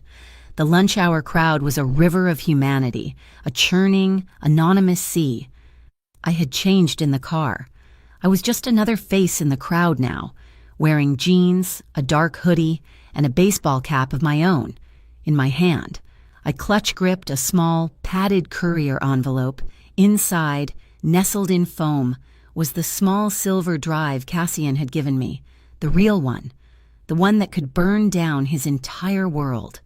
The plan was insane. It was a high-wire act with no net. Albion had to be convinced the key was real, which meant I had to bring the real key. The swap was the whole play. I saw Cassian, 200 feet behind me, a different cap, a different jacket, just another man reading the departures board. His reflection captured in the curved glass of a newsstand. He was walking the 11 o'clock line, his gaze everywhere at once. I moved toward the rendezvous point, a maintenance tunnel marked no entry near track 3. Mira? Evan's voice. He burst out of the crowd, his face slick with sweat. He grabbed my arm, his grip frantic. Mira, you don't know what you're doing. He's not just... He's a... Let go of me, Evan, I said, my voice cold. He'll kill us both. He just wants the... 2 men in dark suits emerged from the crowd, flanking him. Mr. Pike, let's not make a scene. They weren't gentle. They were handlers. I looked past them. Cassian had stopped. He was watching, not me. He was watching the 2 men handling Evan. He was watching 2 other men, standing by the tunnel entrance, pretending to be transit cops. This was the moment. The stage was set. I yanked my arm free from Evan's grip. I'm done with you, I said, and walked straight toward the tunnel. Evan was dragged along by his handlers, the entire strange procession me, the bait, Evan, the hostage, and Albion's men. The shepherds disappeared into the darkness of the maintenance corridor. The air in the tunnel was cold, damp, and smelled of ozone and stagnant water. A single string of caged work lights cast pools of sickly yellow light on the wet concrete. At the far end, silhouetted against a service grate, a figure stood. As we approached, he stepped into the light. He wore a long, immaculate trench coat, and the scent of mint and expensive tobacco cut through the tunnel's grime. Albion Nix. He was younger than I expected, with pale eyes that seemed to have no center. "Miss Caldwell," he said, his voice a smooth, polite baritone. "A pleasure. I see you brought my invitation." He gestured to Evan, who was now held firmly by the two suits. "And I see you brought my past," I replied. "A simple exchange." Albion smiled. "The key for your disengagement. I'll take the drive, and you and Mr. Pike are free to resume your chaotic little lives. My quarrel is with Vale, not his new acquisitions." Behind me, the two transit cops moved, blocking the tunnel entrance. I heard the click of a mag lock. I was boxed in. "Let's not waste time," Albion said. My heart was a hummingbird in my chest. I reached into the envelope. My fingers trembled, and this time, it was not an act. I fumbled with the clasp. Anxious, Albion's smile widened. I tore the envelope open, and in my panic, I fumbled the drive. It flew from my fingers, hitting the concrete floor with a tiny metallic skit. It landed halfway between us. Albion sighed, a sound of profound disappointment. "Clumsy," he nodded to one of his men. As the man bent to retrieve it, I looked down at the drive, glinting in the yellow light. I tapped the silver feather in my hair, twice. Now. The world ended. It wasn't just that the lights went out, everything went out. The caged bulbs, the emergency exit signs, the distant hum of the station. Cassian hadn't just hit a switch. He had killed the entire power grid for this section of the tunnel. It was absolute, suffocating, primal darkness. A scream, Evans, a grunt, the sound of a body hitting wet concrete. I dropped to a crouch, my hands on the floor, sweeping for the drive. A hand covered mine. I didn't flinch. I knew the touch. It was Cassian. He was a ghost, a void in the blackness. His fingers closed over mine, guiding them. He wasn't there. Then he pressed an identical drive, the decoy, the data bomb into my palm. His other hand scooped the real drive from the floor. I felt the air shift as he moved, a whisper of displaced molecules. He was gone. The entire exchange had taken maybe 2 seconds. The emergency lights flickered, buzzed, and then snapped back on, blindingly bright. I was on my knees, scrambling. Albion Nix was standing in the same spot, his eyes wide, adjusting to the light. His 2 fake transit cops were gone, as if they had never existed. The 2 men who had been holding Evan were slumped against the wall, unconscious, but not visibly harmed. Evan himself was gone. The only thing that had changed was the small, silver drive on the floor, the decoy. Albion stared at the empty spaces where his men had been. He looked at me, a flicker of true, cold fury in his pale eyes. He was reassessing. He had underestimated us. He had underestimated me. I grabbed the decoy drive from the floor. I stood up, my whole body shaking, and this time, it was the perfect performance. "Take it!" I shrieked, throwing the padded envelope and the drive at his feet. "I don't care, I'm done. Just let me go, I'm done."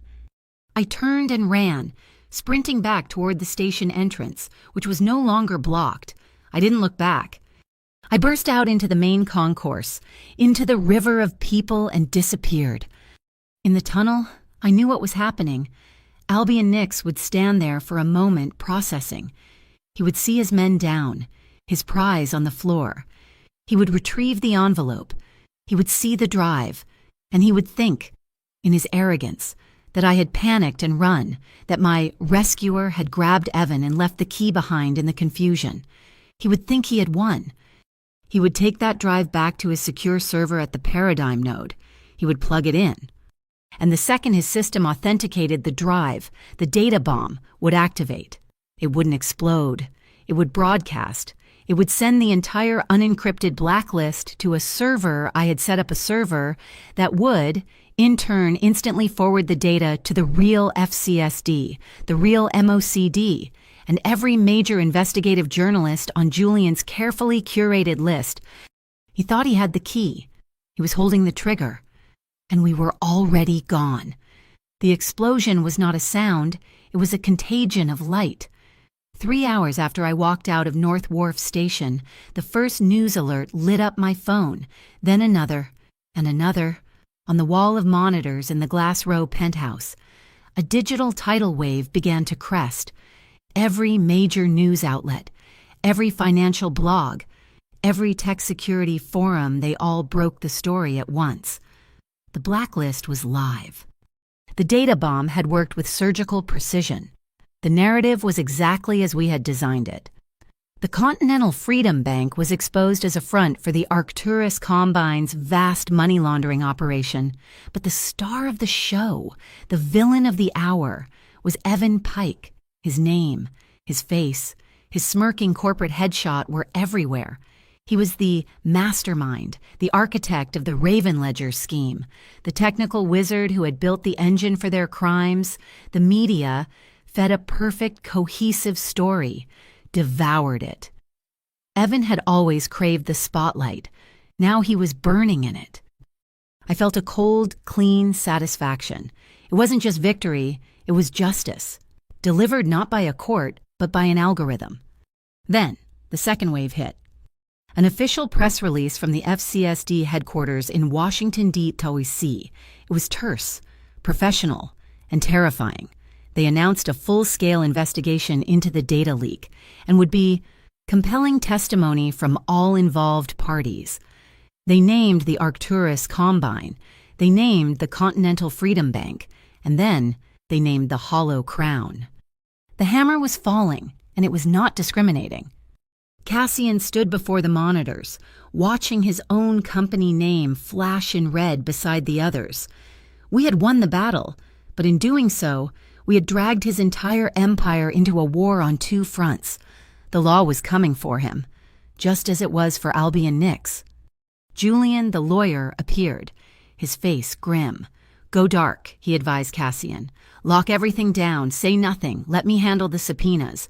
We can fight this for years in court." "No," Cassian said, his voice quiet. He turned away from the screens. "Fighting means hiding. I'm done hiding." He looked at me, and in his eyes, I saw not a crime boss, but a CEO making the ultimate pivot. "We're going public." The press conference was held on a windswept pier by the river, with the Port Providence skyline as a backdrop.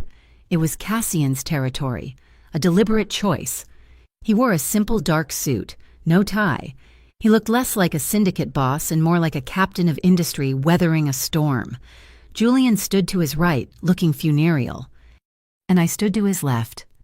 I wore a simple, unadorned gray dress. My hair was down. I had no clipboard, no title. My only role was to be present. The cameras flashed, a wall of blinding, popping light. The reporters shouted questions, a chaotic chorus of accusations. Cassian stepped to the microphone. The chaos ceased. "My organization, the Hollow Crown, has for years operated within a gray ecosystem," he began, his voice calm and carrying over the wind. "We provided services, some legitimate, some less so, in a world that official channels refuse to acknowledge. We did not create this world, but we profited from it. That ends today." A murmur went through the press corps. "The data released in the past few hours," he continued, "exposed a level of predatory fraud that even I found unacceptable. It was brought to my attention by individuals who were its primary victims." He didn't look at me, but I felt the weight of every camera turn in my direction. "Effective immediately. The Hollow Crown is dissolving its alternative financial divisions. We are restructuring. We will be a fully transparent, federally regulated logistics and freight company. We will submit to full oversight. We will open our books. We made our money in the shadows. We will now build our future in the light." He took no questions.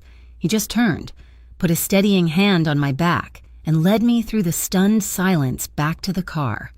As we pulled away, I looked back. I was no longer a bartender, no longer a victim. My silent presence at that press conference was a statement the person who had been trampled was now the person setting the terms. The counterattack came 12 hours later. A sleazy online tabloid, one known for being a mouthpiece for organizations like Arcturus, published an article. The headline was, "Kingpin's Maul or Mastermind, the Woman Behind Cassian Vale." And below it was a grainy, long-lens photograph of me, stepping out of the private elevator at Glass Row from the first night, my face pale, my hair a mess. The article painted me as a manipulative gold digger, a criminal accomplice who had seduced Cassian to get revenge on a former lover. The old shame, the feeling of being exposed and defined by someone else's malicious narrative, washed over me. Evan's tactics, his voice, echoed in the digital ink.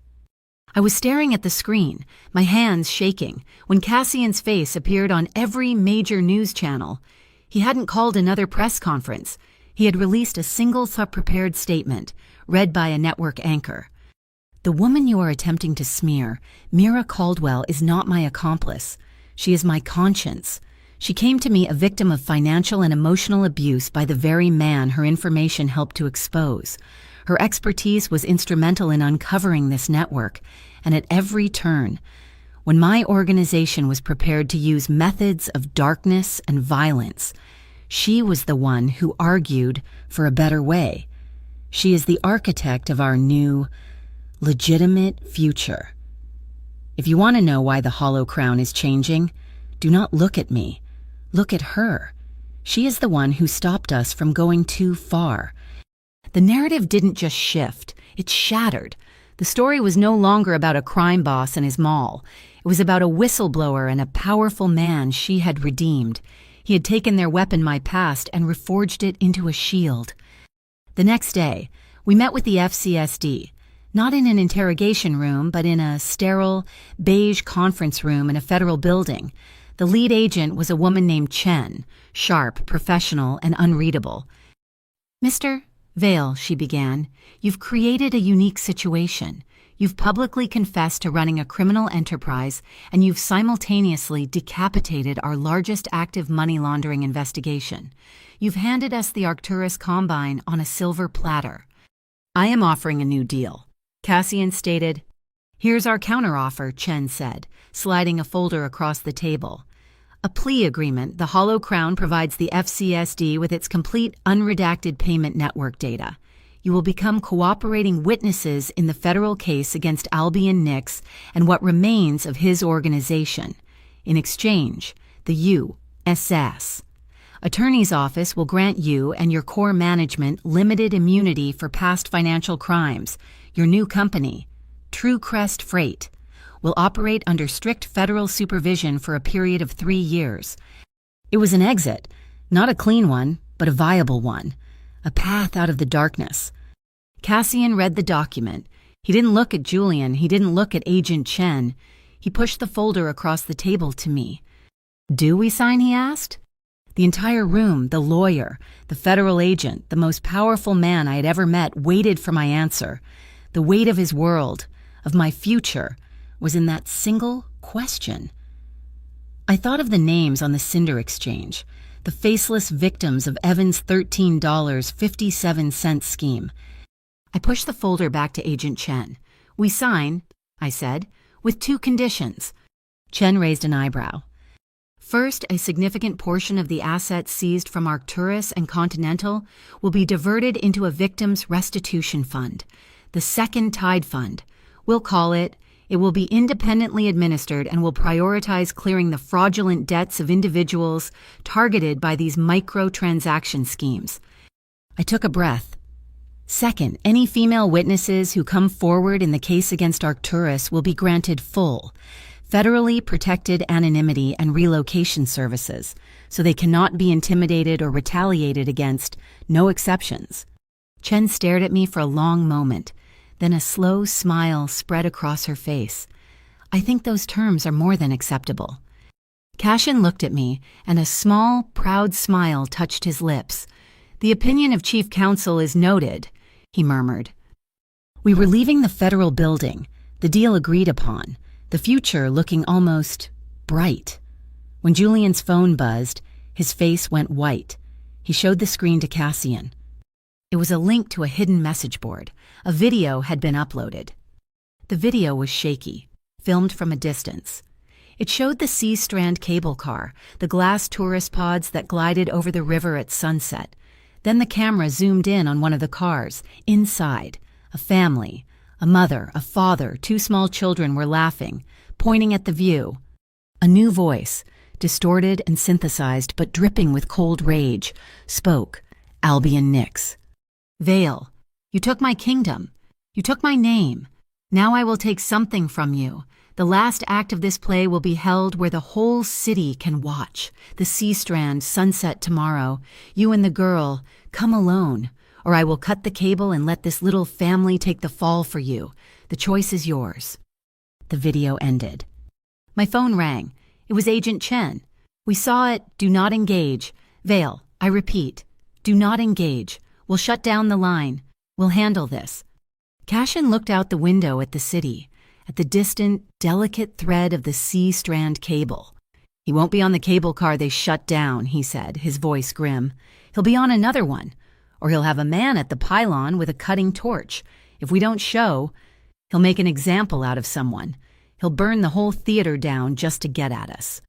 He turned to me, his face a mask of grim resolve. We go, I said, the words tasting of iron and fear. But we don't go alone, and we don't play by his rules. We write our own. The sunset was a violent slash of crimson and gold across the horizon, bleeding into the steel-gray water of the river. It was beautiful, a perfect postcard of Port Providence, and we were ascending directly into it, suspended in a glass box on a wire. The Sea Strand cabin swayed gently, the hum of the cable a low, tense thrum that vibrated up through the soles of my shoes.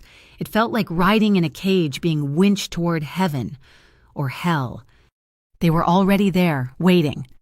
Albion Nix sat on one of the benches, relaxed, as if he were merely a tourist enjoying the view. He wore a simple dark jacket, his pale eyes seeming to absorb all the light in the cabin.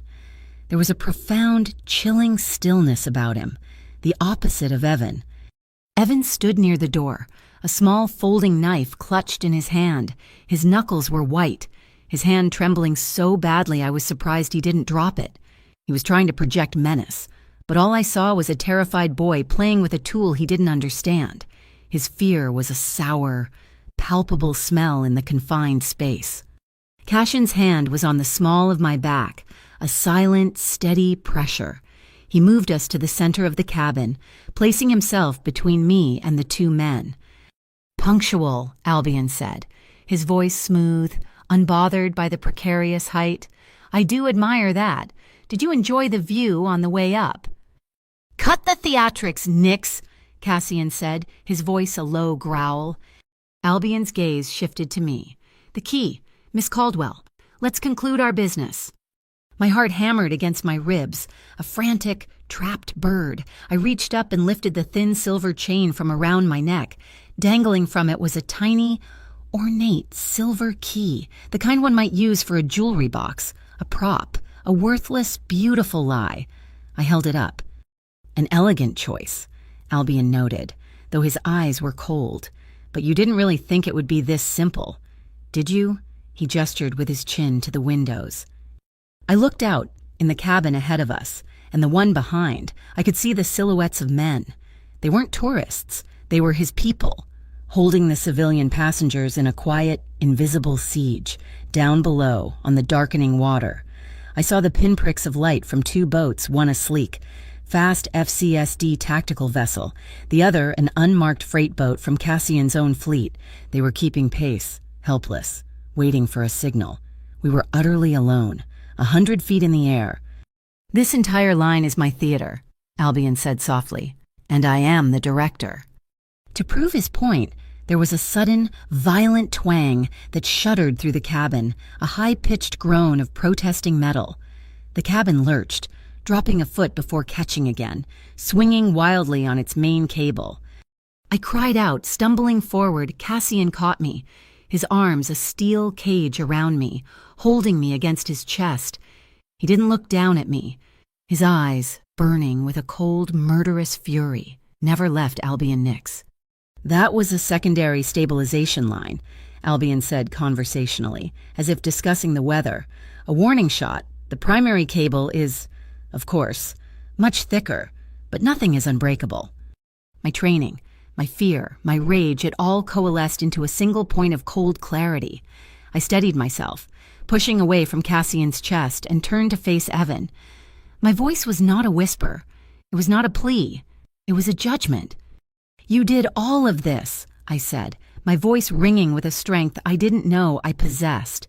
"Every lie, every person you hurt, every dollar you stole, you used me to get rich. You used me to feel powerful." I took a step toward him. "Today, I'm using my voice to end you." I reached up and touched the silver feather in my hair. It was not a signal for a shot. It was a signal for a blackout. On the pylon ahead of us, a tiny red security camera light, one I knew Albion was using to monitor his wider operation, went dark. A sniper, positioned on a rooftop a half-mile away, had just fired a single, non-lethal pulse round, disabling the lens. Albion's eyes were gone. He was blind. He knew it, too. A flicker of irritation crossed his face. Cassian seized the opening. "This is between you and me. Nix," he said, his voice a clear challenge. "Let the civilians go. The family in the forward car, the couple behind us. Let them go. Take me instead. A fair trade." Albion actually laughed, a short, sharp, ugly sound. "Oh, Vale, you've spent too much time with her. You've started to believe you're a hero in some grand romance.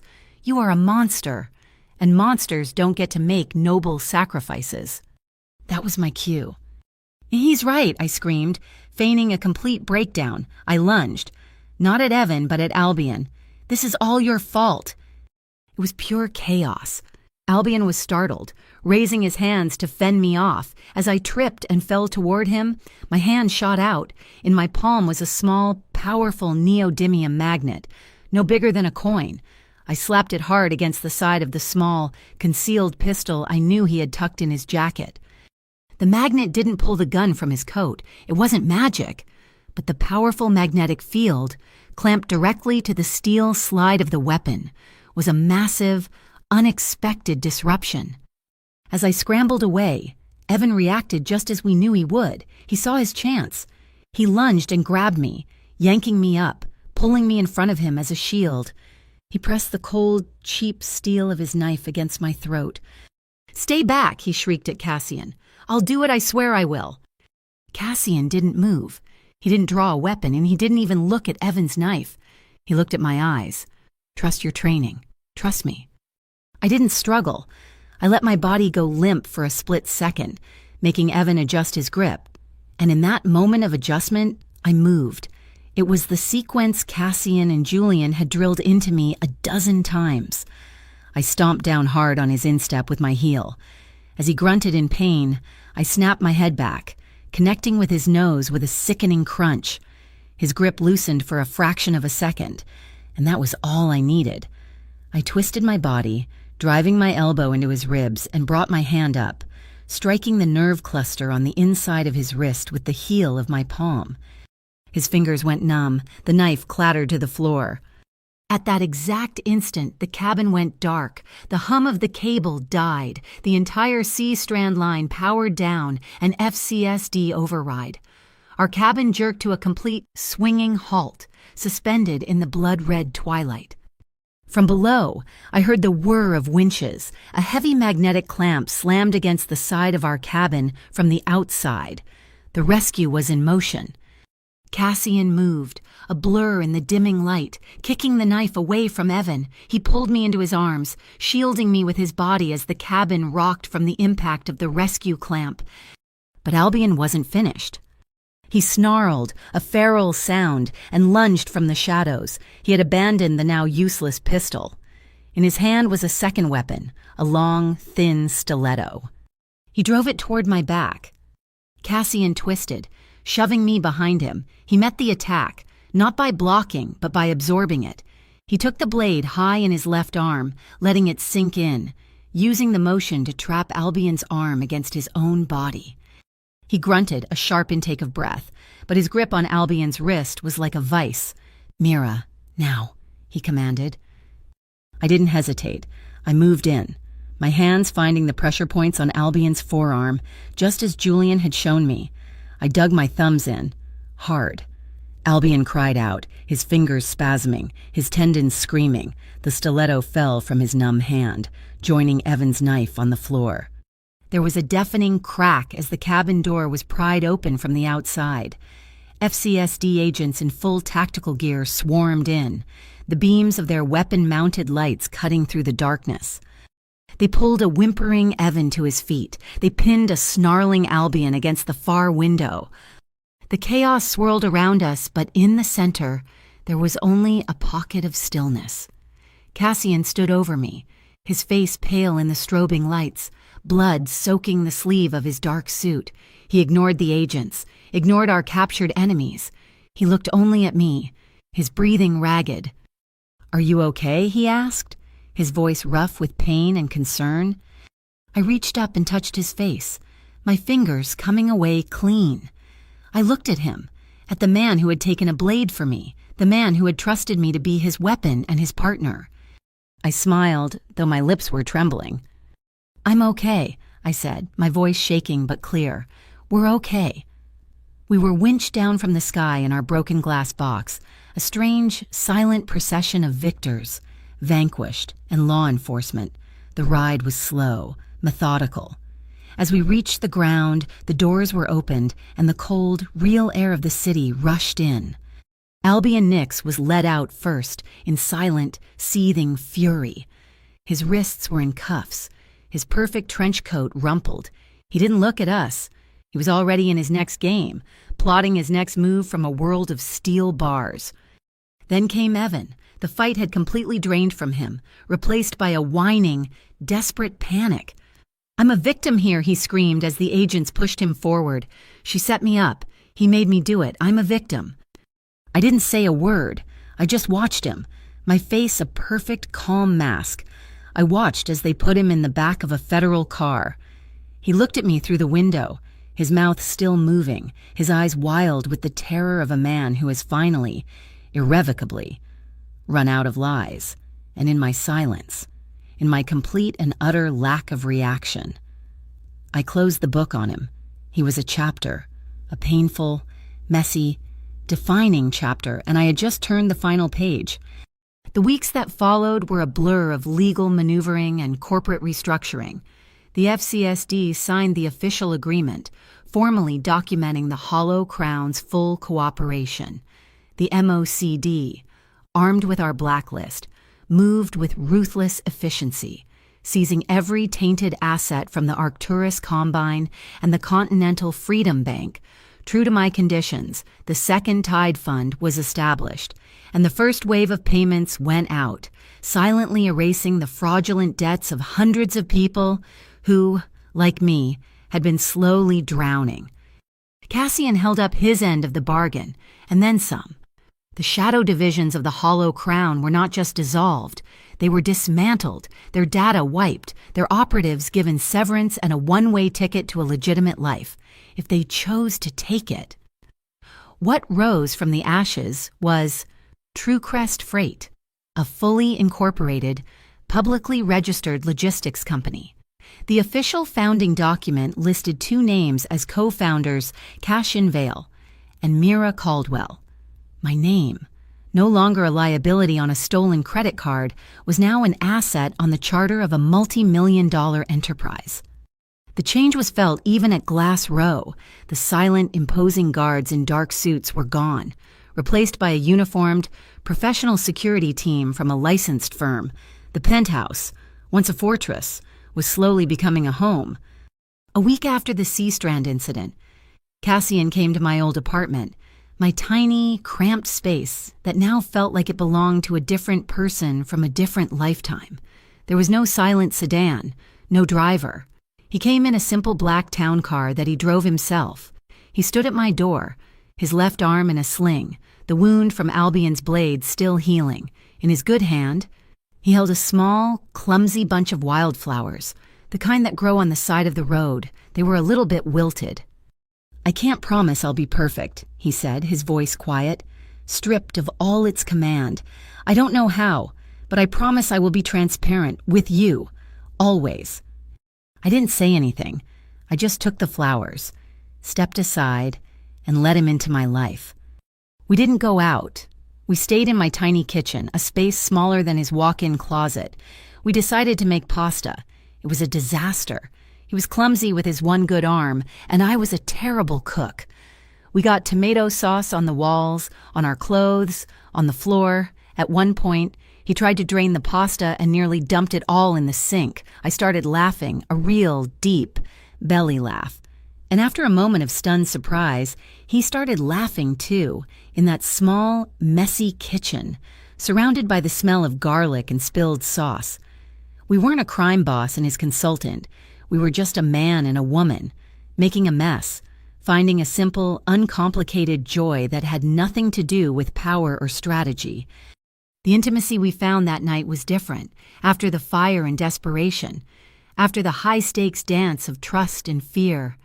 This was something quieter. It was slower, gentler. It was the careful exploration of two people learning how to breathe again after being underwater for a very long time. It was in the way he looked at me, his eyes telling me stories his lips never could. It was in the way I traced the new scar on his arm, a permanent reminder of the choice he had made. It was a rediscovery, a promise not of passion, but of peace. The next morning, the headlines were definitive. Micro-laundering network collapses after whistleblower leak. My name was in the first paragraph.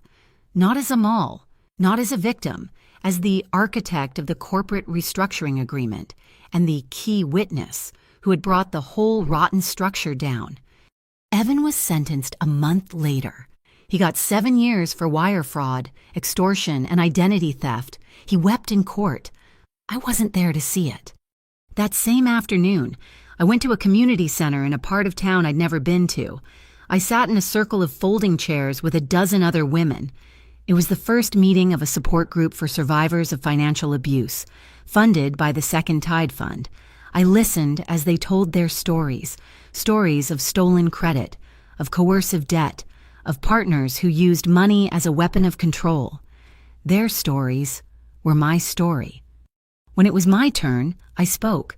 I told them everything. I didn't use names. I didn't talk about the Hollow Crown or the FCSD. I just talked about the fear, the shame, and the feeling of being erased. And then I told them how I found my voice, how I used the very knowledge my abuser thought made me a tool and turned it into a weapon to win back my own life. When the meeting was over, I walked out into the late afternoon sun, feeling lighter than I had in years, and leaning against the wall on the other side of the street, waiting patiently, was Cassian. He hadn't come inside. He hadn't interfered. He had simply stood guard, protecting my space to heal. His new power found not in command, but in quiet, unwavering support. He just smiled, a small, proud smile, and opened the car door for me. That night, he took me back to where it all began, the Blue Meridian rooftop bar. It was a quiet Tuesday, the air crisp and clear. The city lights glittered below us like a blanket of fallen stars. We stood at the railing, at the exact spot where I had first grabbed his sleeve. "It's different up here now," I said. "We're different," he replied. I reached out and placed my hand on his. His fingers laced through mine, a familiar, comforting weight. I leaned my head on his shoulder. "This time," I whispered, "there's no need to pretend. Let's just love each other the way we've chosen." In the distance, the lights of the C-Strand cable cars traced a graceful, shining arc against the dark sky. A scar, healed and transformed into something beautiful. The city was the same, but our world had been remade. The Hollow Crown was a ghost, a memory, its assets legally folded into a dozen new, legitimate ventures. When we got back to the penthouse, a small, polished wooden box was sitting on the main table. I opened it. Inside, nestled on a bed of black velvet, was the silver feather hair clip, the listening device, the weapon, the symbol of our dangerous beginning. I picked it up, its metal cool and familiar. I walked into the bedroom and placed it on my nightstand, right next to the simple, brass key to my old apartment, the key to my past, and the symbol of our trust. Sitting side by side, the knots of my life, finally, beautifully, untangled. Cashin came and stood in the doorway, his sling gone, his arm now just a long, healing scar. He looked at the keys, at me, and a deep, peaceful smile touched his lips. "Let's go home," he said. I nodded, and we were. Thank you so much for listening to our story. I'd love to know where in the world you're tuning in from, so please drop a comment below to say hello and share your thoughts. If you enjoyed this journey, please subscribe to my channel, Mafia Boss Stories. Give this video a like, and consider hitting that hype button to help it reach even more listeners. Your support means the world.